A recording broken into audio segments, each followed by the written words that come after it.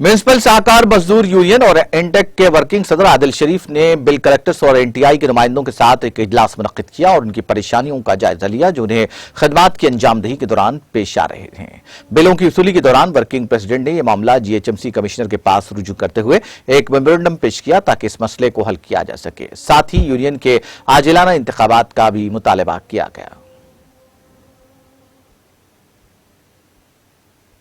मेरा नाम आदिल शरीफ है, वर्किंग प्रेसिडेंट म्युनिसिपल सहकार मजदूर यूनियन जीएचएमसी एफिलिएटेड विद आईएनटीयूसी।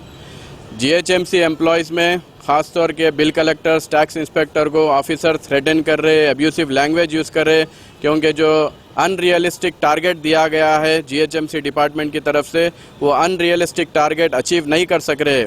इसका मेन इशू ये है, लास्ट टाइम गवर्नमेंट की तरफ से ओटीएम स्कीम जो वन टाइम सेटलमेंट स्कीम था जिसमें पब्लिक को 90% इंटरेस्ट का वेवर था, वो लास्ट ईयर था।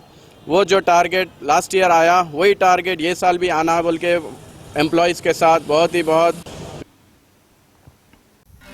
नाज़रीन, हमारे टीटीवी न्यूज़ को सब्सक्राइब करिए, बेल आइकॉन को प्रेस करिए, शेयर करिए और लाइक करना ना भूलें।